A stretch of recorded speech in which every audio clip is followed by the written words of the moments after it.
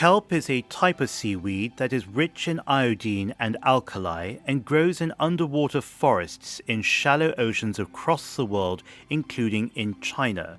An example is the Yellow Sea, named for the tint of silt water discharged from major rivers.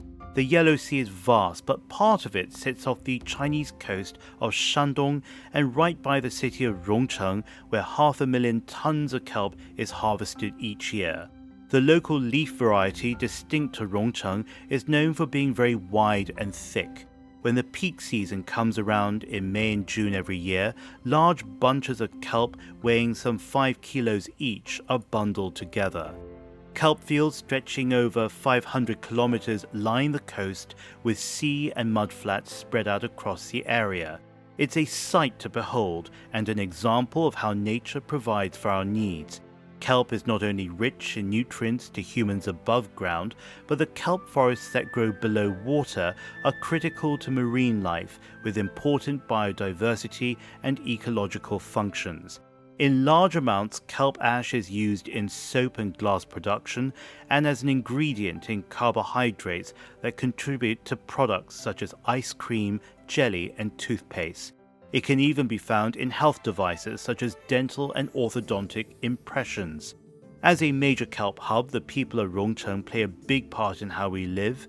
With 500,000 tons of harvest annually, is the most important of its kind in China, which in turn contributes 40% to the global supply. Much of the hard work can be found in the local fisheries, where workers gear up for their peak season in the months between spring and summer. In the fall, they shift their focus from kelp to sea cucumber, which allows them to work for more months in a year.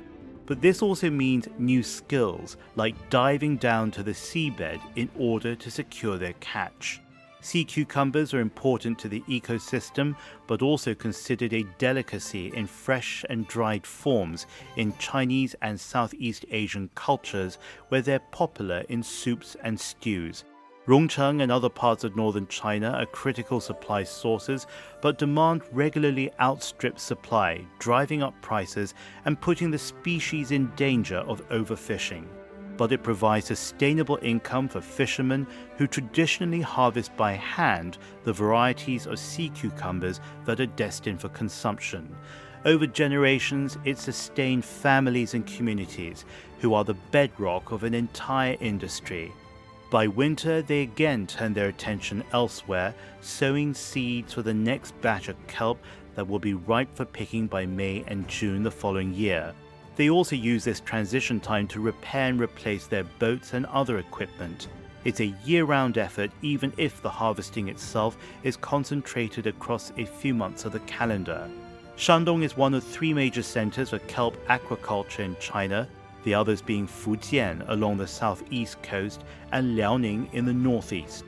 Together, the 3 provinces provide for 90% of the global production of kelp.